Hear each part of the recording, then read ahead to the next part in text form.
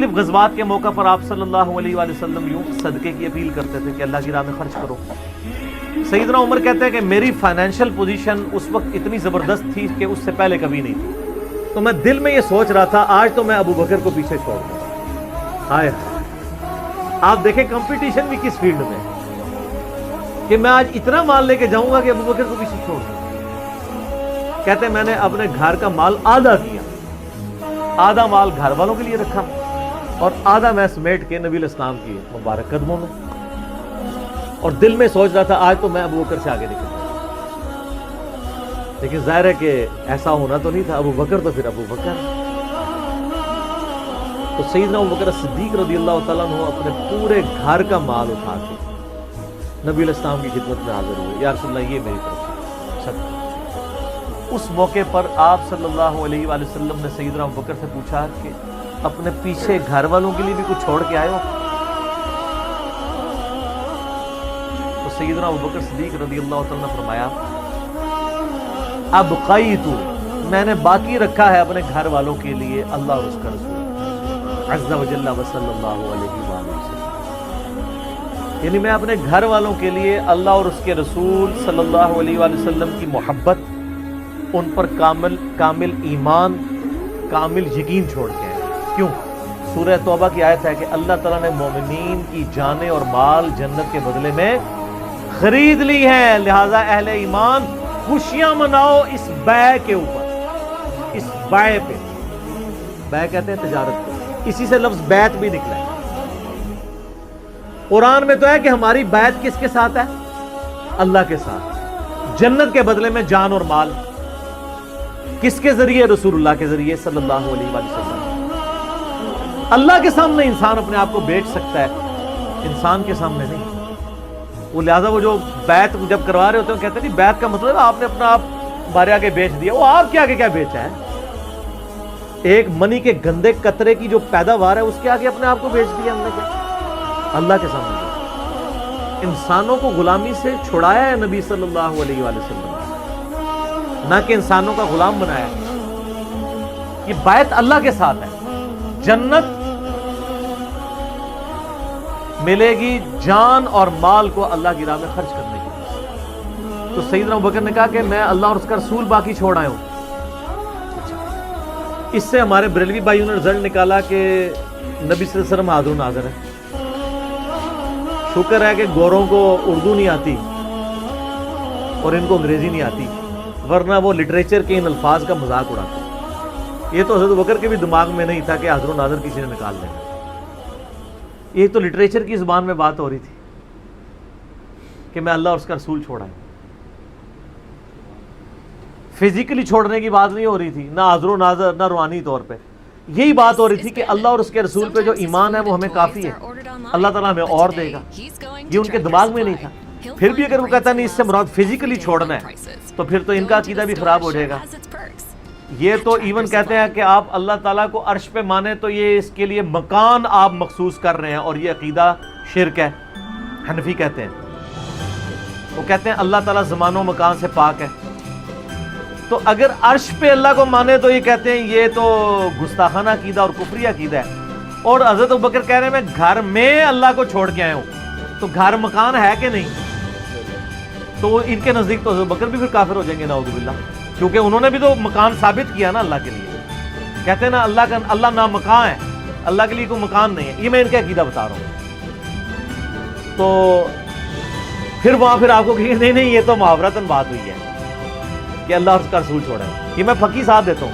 سر پھکی جو ہوتی ہے نا, جب کوئی علمی بات سنے نا اور آپ کے نظریات کے خلاف ہو تو پیٹ میں مروڑ اٹھتا ہے. تو ساتھ ہی جب ہم پھکی دیتے ہیں نا وہ مروڑ ٹھنڈا ہو جاتا ہے. یہ جو مروڑ اٹھا ہوگا نا وہ ساتھ ہی ٹھنڈا ہو جائے گا. آپ نے ان کو کہنا ہے یہ تو آپ کا بھی عقیدہ نہیں ہے کہ اللہ تعالیٰ حضرت ابوبکر کے مکان کے اندر ہے, کیونکہ آپ تو کہتے ہیں اللہ کے لیے مکان ثابت کرنا تو کفر ہے. تو پھر کیا؟ تو پھر آپ کو وہی معنی کرنا پڑے گا جو ہم کر رہے ہیں. یہ لٹریچر کی زبان میں بات ہو رہی ہے کہ میرے لیے اللہ اور اس کا رسول ہی کافی ہے. اچھا یہ دیکھیں ان لوگوں نے پھر اس سے نا بڑی اور چیزیں بھی نکالی. وہ سورہ الزمر کی آیت ہے نا, الیس اللہ بکاف عبدہ, کیا اللہ اپنے بندے کے لیے کافی نہیں ہے؟ تو اہل حدیثوں نے اس کے سٹیکر چھپوا کے لگائے مختلف جگہ پہ. ان کی انٹینشن کوئی غلط نہیں تھی, لیکن اب جو بزرگوں کے بابوں کے ماننے والے ہیں انہوں نے کہا کہ جی جناب یہ تو مصیبت کھڑی ہو جائے گی، ہم نے تو بزرگوں کو بھی پکارنا ہے، یہاں تو صرف اللہ ہے. حالانکہ انہوں نے یہ نہیں دیکھا، یہ تو قرآن کی آیت ہے، سورہ الزمر کی پارہ نمبر 24 کے پہلے صفحے کے اوپر، الیس اللہ بکاف عبدہ، کیا اللہ اپنے بندے کے لیے کافی نہیں ہے. انہوں نے اس کے مقابلے پہ سٹیکر چھاپے کہ میرے لیے اللہ، اس کا رسول، بزرگان دین، فلاں فلاں فلاں، جتنی وہ انہوں نے لگانی ہوتی ہیں نا وہ کافی ہیں. اور نیچے حدیث لکھی کہ حضرت بکر صدیق جب گھر کا سارا سامان لے کے آئے تو نبی علیہ السلام نے پوچھا باقی کیا چھوڑ آئے ہو، تو انہوں نے کہا میرے لیے اللہ اور اس کا رسول ہی کافی ہے. پہلی بات ہے یہ حدیث کے الفاظ ہی نہیں ہیں، انہوں نے کہا تھا میں اللہ اور اس کے رسول کو چھوڑ آیا. اس کا بالمفہوم ترجمہ آپ بنا سکتے ہیں، لفظی ترجمہ یہ تھا، لیکن چونکہ انہوں نے کافی کے مقابلے پہ کافی کرنا تھا نا تو ترجمہ چینج کیا. پہلی تو یہ ڈنڈی ماری، اور وہ تو اب ڈنڈی ہم نے اللہ کے فضل سے ختم کر دی ان کی. میرا اس پہ کلپ بھی ایک ریکارڈ ہو چکا ہے، میرے لیے اللہ اور اس کا رسول کافی ہے. ہم مانتے ہیں اگر آپ دینی تعلیمات کی بات کریں تو ہمارے لیے اللہ اور اس کا رسول، نبی علیہ السلام کے صحابہ، آپ کے اہل بیت، تابعین، تبع تابعین، صحیح العقیدہ مسلمان سارے ہمارے لیے کافی ہیں. لیکن یہ تقدیر کے معاملات کی بات نہیں ہو رہی ہے، علم دین کے پوائنٹ آف ویو سے بات ہو رہی ہے. جب تقدیر سے کوئی چیزیں ریلیٹڈ ہوں گی پھر صرف اللہ کے ساتھ. یہ وہ ان معاملوں میں بھی کر رہے ہوتے ہیں کہ غیر اللہ کو پکارا جائے، یعنی آپ جو اللہ کے ساتھ عقیدہ رکھے ہیں نا کہ اللہ تعالیٰ آپ کی مشکل پریشانی حل کرتا ہے، ایاک نعبد و ایاک نستعین، وہ یہ عقیدے اپنے بابوں سے ریلیٹ کرنے کے لیے نا تو یہ پھر چیزیں گھٹتے ہیں اور اس میں اس طرح کی پلیز ہے. تو یہ سیدنا بکر صدیق رضی اللہ تعالیٰ نے جن معنوں میں کہا وہ معنی یہی تھے کہ ہم اللہ اور اس کے رسول عز و جل و صلی اللہ علیہ وآلہ وسلم کے ساتھ اپنی محبت کو وہ سرمایہ سمجھتے ہیں کہ دنیا کے مال اس کے سامنے کوئی حیثیت نہیں ہے. اور یہ حقیقت بات ہے میرے بھائیوں، اس امت میں سیدنا ابو بکر صدیق رضی اللہ تعالیٰ عنہ کی مبارک ذات نبی صلی اللہ علیہ وآلہ وسلم کے ساتھ اور اللہ کے ساتھ کمٹمنٹ کی ایک اعلیٰ ترین مثال. صحیح بخاری میں حدیث ہے، نبی صلی اللہ علیہ وآلہ وسلم نے فرمایا مجھ پہ مال اور وقت کے اعتبار سے تمام مخلوق میں سب سے زیادہ احسان ابو بکر کے. دو ہی چیزیں ہو سکتی ہیں نا، یا آپ کسی کو اپنا مال دے سکتے ہیں یا وقت زندگی، آپ بھی وقت دے کے یہاں بیٹھے ہیں، یا مال خرچ کریں گے یا وقت. ایون جو مال بھی آپ خرچ کر رہے ہیں وہ بھی وقت ہی ہوتا ہے کیونکہ وقت لگا کے آپ نے مال کمایا ہوتا ہے. نبی علیہ السلام نے فرمایا کہ اپنے وقت اور مال کے اعتبار سے سب لوگوں سے بڑھ کے مجھ پہ احسان ابو بکر کا. اور اگر اس کے ساتھ ہی الفاظ ہیں بخاری مسلم میں، حدیث بخاری مسلم دونوں میں، اگر میں دنیا میں اپنا خلیل کسی کو بناتا تو ابو بکر کو بناتا، لیکن میں نے اپنا خلیل اپنے رب کو بنایا. سر توحید ہر جگہ اوپر ہے. ان صلاتی و نسکی و محیایا و مماتی للہ رب العالمین، بے شک میری نماز، میری قربانی، میرا جینا، میرا مرنا سب اللہ کے لیے. البتہ ابو بکر میرے دین کے اعتبار سے اور مودت کے اعتبار سے میرے دوست ہیں، میرے بھائی ہیں، لیکن خلیل اللہ ہی ہے. نہیں احسان یہ احسان ہی ہوگا نا، موسن ہی ہوگا نا احسان والا. ایک روایت ترمذی میں ہے، وہ ضعیف ہے، میں ساتھ بیان کر دوں. اس میں الفاظ ہیں کہ میں نے دنیا میں ہر شخص کے احسان کا بدلہ اتار دیا سوائے ابو بکر کے. یہ روایت اصول محدثین پہ کمزور ہے، لیکن جو میں نے روایت بیان کی ہے نا وہ صحیح بخاری کی، وہ اس میں آلموسٹ فٹ ہی نہیں بیٹھتی ہے.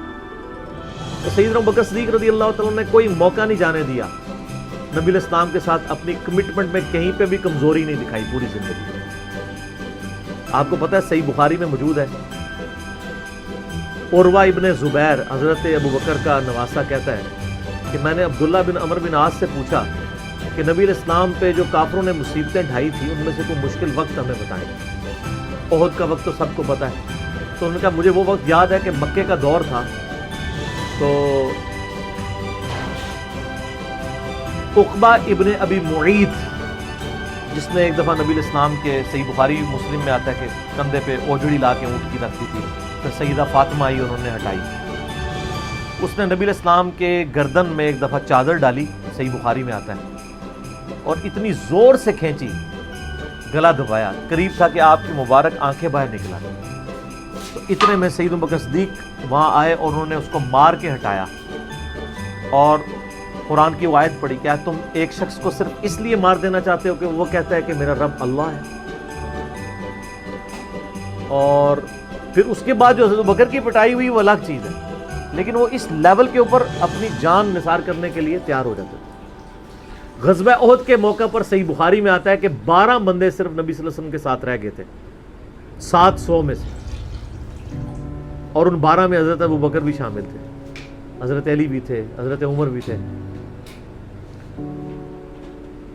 اس وقت بھی کمٹمنٹ آپ دیکھ لیں، پیچھے نہیں بالکل ہٹے، ہر موقع پہ جہاں پہ قربانی کا موقع آیا پوری کمٹمنٹ کے ساتھ نبی صلی اللہ علیہ وآلہ وسلم کا ساتھ دیا۔ حضرت عمر بن عاص کہتے ہیں، بخاری اور مسلم دونوں میں، نبی علیہ السلام نے مجھے ایک لشکر روانہ کیا تو اس لشکر کا امیر بنایا، تو مجھے یہ زوم ہوا کہ میں حضور کا بڑا لاڈلا ہوں۔ تو میں نے کہا یا رسول اللہ صلی اللہ علیہ وسلم آپ کو لوگوں میں سب سے بڑھ کے محبوب کون ہے؟ تو فرمایا عائشہ سلام اللہ علیہ۔ تو میں نے کہا نہیں یا رسول اللہ میں مردوں میں پوچھ رہا ہوں، تو کہا اس کا باپ ابو بکر۔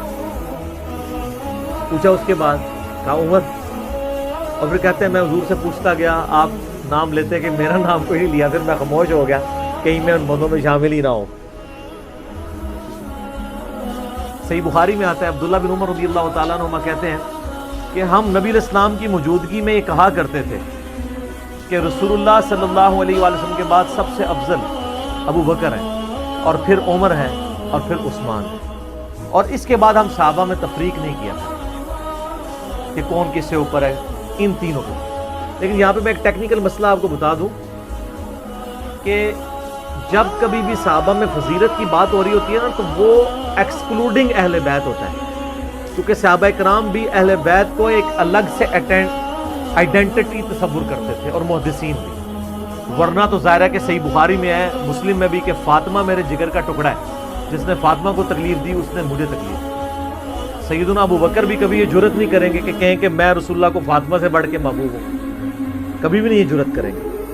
اس کے الٹ آپ کو حدیث بخاری مسلم میں مل جائے گی، وہ ٹاپک الگ ہے۔ میں آپ کو ایک شرعی مسئلہ سمجھا رہا ہوں، محدثین کے ہاں، صحابہ کے ہاں جب کبھی بھی صحابہ کی فضیلت کی بات ہو رہی ہوتی ہے تو وہ ادر دین اہل بیت ہوتے ہیں، یعنی اگر یہ فضیلت کی بات ہو رہی ہے تو اس میں حضرت فاطمہ، حسن و حسین، حضرت علی شامل نہیں ہیں، وہ ہاں وہ الگ سے ہیں، وہ کیٹیگری الگ ہے، وہ اہل بیت کی کیٹیگری میں فال کرتی ہے، اور یہ اہل بیت کی کیٹیگری اتنی سٹرونگ ہے، آپ حدیث کی کتابوں میں دیکھیں گے کہ صحابہ کرام کے فضائل پہ چیپٹر الگ ہے، اہل بیت پہ الگ ہے، اور امہات المومنین پہ الگ ہے۔ ایون امہات المومنین کو بھی اہل بیت سے الگ سے ذکر کیا جاتا ہے۔ اہل بیت کی ٹرم جو محدثین کے ہاں مانی جاتی ہے، اگرچہ امہات المومنین بھی اہل بیت ہیں، لیکن وہ اسپیسیفکلی سیدنا علی، حسن حسین، سیدہ فاطمہ کی، تو یہ میں آپ کو کیٹیگری بتاؤں۔ تو بہرحال یہ خود مولا علی علیہ السلام کے بارے میں صحیح بخاری میں آتا ہے، محمد ابن حنفیہ نامی ایک عورت سے حضرت علی کا بیٹا تھا، اس کا نام تھا محمد۔ حضرت فاطمہ کی زندگی میں تو حضرت علی نے دوسری شادی نہیں کی، وہ صحیح بخاری مسلم میں آتا ہے، نبی علیہ السلام نے ان کو منع کیا تھا، یہ ان کی خصوصیت تھی۔ بعد میں انہوں نے کچھ شادیاں کی، اس سے بھی اولاد ہوئی، جس میں حضرت سیدہ حنفیہ نامی ایک عورت تھیں، ان سے ایک بیٹا تھا محمد ابن حنفیہ۔ صحیح بخاری میں آتا ہے حضرت ابو بکر کے فضائل کے چیپٹر میں کہ محمد ابن حنفیہ کہتا ہے کہ میں نے اپنے والد علی ابن ابی طالب سے پوچھا، ابا جان بتائیں رسول اللہ کے بعد اس امت میں سب سے افضل کون ہے؟ انہوں نے کہا ابو بکر۔